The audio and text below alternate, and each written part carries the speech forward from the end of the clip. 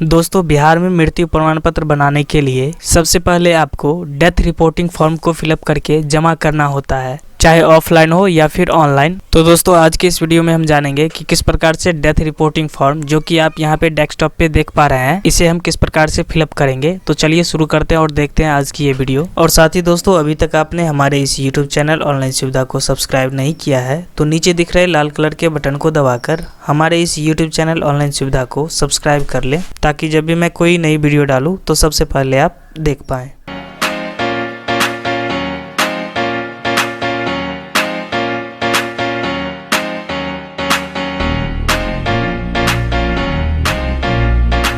अब दोस्तों ये जो डेथ रिपोर्टिंग फॉर्म है ये हमने वीडियो के डिस्क्रिप्शन में डाल दिया है, वहाँ से क्लिक करके आप इस फॉर्म को नॉर्मली डाउनलोड कर पाएंगे।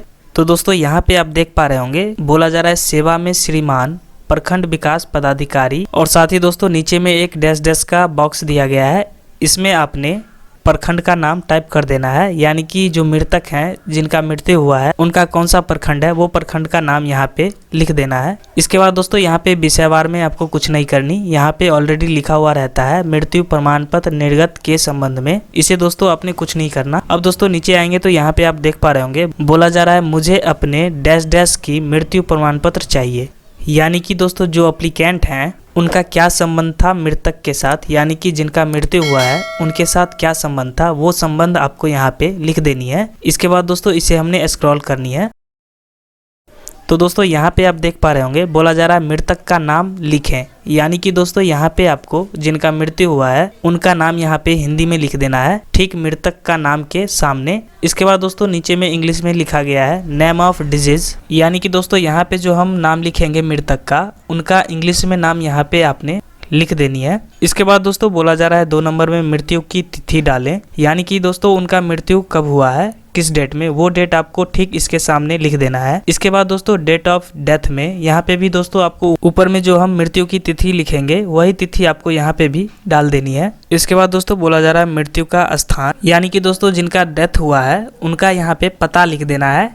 और पता हम किस प्रकार से डालेंगे, जैसे ग्राम लिख देना है, इसके बाद कोमा डालेंगे, फिर उनका पोस्ट क्या है वो पोस्ट लिख के फिर हम कोमा डालेंगे। इसके बाद दोस्तों उनका क्या प्रखंड है वो प्रखंड डाल के फिर हम कोमा डालेंगे। इसके बाद दोस्तों यहाँ पे कोमा डालने के बाद डिस्ट्रिक्ट डालेंगे, फिर राज्य लिख देना है। इसके बाद दोस्तों यहाँ पे बोला जा रहा है प्लेस ऑफ डेथ, यानी कि दोस्तों मृतक का जो हम पता यहाँ पे हिंदी में टाइप करेंगे वही पता आपको यहाँ पे इंग्लिश में लिख देना है। इसके बाद दोस्तों बोला जा रहा है मृतक के पिता का नाम, यानी कि दोस्तों जिनका मृत्यु हुआ है उनके पिता का क्या नाम था वो नाम आपको यहाँ पे लिख देना है। इसके बाद दोस्तों यहाँ पे बोला जा रहा है नेम ऑफ फादर, यानी कि दोस्तों जो हम नाम यहाँ पे हिंदी में टाइप करेंगे मृतक के पिता का उनका नाम फिर से यहाँ पे इंग्लिश में लिख देनी है। इसके बाद दोस्तों 5 नंबर में पूछा जा रहा है मृतक के पति या फिर पत्नी का नाम डाले, तो दोस्तों यहाँ पे जिनका मृत्यु हुआ है उनके पति या फिर पत्नी का नाम यहाँ पे लिख देनी है, हिंदी में लिखेंगे। इसके बाद दोस्तों नेम ऑफ हस्बैंड या फिर वाइफ वाले सेक्शन में आपको इनके पति या फिर पत्नी का नाम इंग्लिश में लिख देना है। इसके बाद दोस्तों यहाँ पे बोला जा रहा है मृतक के माता का नाम डाले, तो दोस्तों जिनका मृत्यु हुआ है उनके माता का नाम हम यहाँ पे हिंदी में लिखेंगे ठीक इसके सामने। इसके बाद दोस्तों इसे हमने स्क्रॉल कर लेनी है। अब दोस्तों यहाँ पे आप देख पा रहे हैं बोला जा रहा है नेम ऑफ मदर, यानी कि दोस्तों जिनका मृत्यु हुआ है उनके माता का नाम यहाँ पे इंग्लिश में लिख देना है। तो यहाँ पे दोस्तों ठीक नेम ऑफ मदर के सामने आपको इंग्लिश में नाम लिख देना है। इसके बाद दोस्तों यहाँ पे बोला जा रहा है 7 नंबर में मृत्यु का कारण, यानी कि दोस्तों जिनका मृत्यु हुआ है उनका किस कारण से मृत्यु हुआ था वो कारण आपको यहाँ पे लिख देना है, हिंदी में लिखेंगे। इसके बाद दोस्तों यहाँ पे बोला जा रहा है रीजन ऑफ डेथ, यानी कि दोस्तों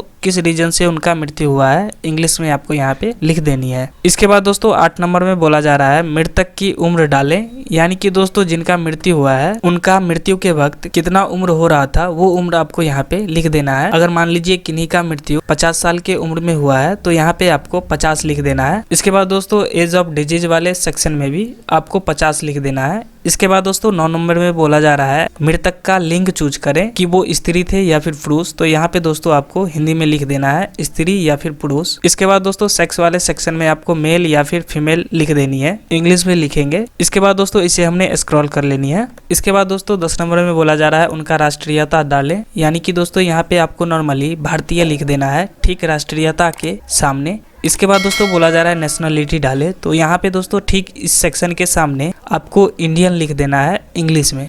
इसके बाद दोस्तों 11 नंबर में बोला जा रहा है मृतक से आवेदन का संबंध क्या था, यानी कि दोस्तों जो एप्लीकेशन दे रहे हैं, जो एप्लीकेंट है, उनका क्या संबंध था जिनका मृत्यु हुआ है उनके साथ। तो दोस्तों जो संबंध है वो संबंध आपको ठीक इसके सामने में लिख देनी है। इसके बाद दोस्तों यहाँ पे इंग्लिश वाले सेक्शन में बोला जा रहा है relation of applicant with disease. तो दोस्तों यहाँ पे जो भी रिलेशन है एप्लीकेंट का मृतक के साथ, वो संबंध आपको यहाँ पे इंग्लिश में लिख देनी है। इसके बाद दोस्तों यहाँ पे 12 नंबर में बोला जा रहा है मृत्यु के समय मृतक का पता क्या था, यानी कि दोस्तों जिनका मृत्यु हुआ है उनका मृत्यु कहाँ हुआ है, कौन से जिले में, कौन से प्रखंड में, वो दोस्तों आपको यहाँ पे लिख देना है उसका पता। इसके बाद दोस्तों ठीक यहाँ पे इंग्लिश में बोला गया है लिखने को, तो ठीक इसके सामने में वहाँ का जो पता है जहाँ इनका मृत्यु हुआ है वहाँ का आपको यहाँ पे इंग्लिश में लिख देना है। इसके बाद दोस्तों 13 नंबर में बोला जा रहा है मृतक का अस्थायी पता, यानी कि दोस्तों जो मृतक हैं जिनका मृत्यु हुआ है उनका अस्थायी पता क्या है, यानी कि स्थानीय कहाँ के हैं। तो दोस्तों वहाँ का एड्रेस आपको लिख देना है यहाँ पे। जैसे मान लीजिए दोस्तों जो मृतक थे उनका मृत्यु कहीं अलग जाकर के हुआ है और वो रह रहे हैं कोई अलग जिला में, तो जिस जिला में वो रह रहे हैं और जहाँ पे उनका स्थानीय निवास है वहाँ का आपको यहाँ पे पता डाल देना है।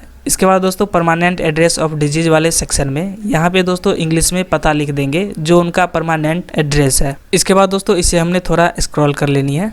अब दोस्तों यहाँ पे आप देख पा रहे हैं बोला जा रहा है उपरोक्त बातों की पुष्टि हेतु शपथ पत्र लिया गया है जो स्पष्ट है, अतः श्रीमान से निवेदन है कि स्वास्थ्य पदाधिकारी डैश डैश नगर निगम के जन्म एवं मृत्यु अधिनियम 1969 की धारा 13(3) के अंतर्गत जन्म एवं मृत्यु प्रमाण पत्र निर्गत करने का आदेश देने की कृपा की जाए। तो दोस्तों यहाँ पे डैश डैश में आपको कुछ भी नहीं करना, यहाँ पे आपको सिर्फ मृतक का जो भी प्रखंड का नाम है वो प्रखंड का नाम आपको यहाँ पे लिख देना है। अब दोस्तों यहाँ पे नीचे में आप देख पा रहे हैं बोला जा रहा है आपका विश्वासी, यानी कि दोस्तों मृतक का जो भी एप्लीकेंट है उनका यहाँ पे साइन करना है खुद का। इसके बाद दोस्तों आपको कुछ भी नहीं करना है। अगर आप ऑनलाइन कर रहे हैं तो क्या करें, इस फॉर्म को भर के और स्कैन करके आप अपलोड कर दे, या फिर इस फॉर्म को अगर आप ऑफलाइन अप्लाई कर रहे हैं तो क्या करें, इसके साथ में जो भी डॉक्यूमेंट है वो डॉक्यूमेंट मृतक का लगा दे और साथ ही जो एप्लीकेंट है वो अपना डॉक्यूमेंट यहाँ पे संलग्न करके और जमा कर दे। तो दोस्तों आपने देखा कि किस प्रकार से मृत्यु प्रमाण पत्र बनवाने के लिए इस डेथ रिपोर्टिंग फॉर्म को फिलअप कर पाए हैं बिल्कुल सावधानी से।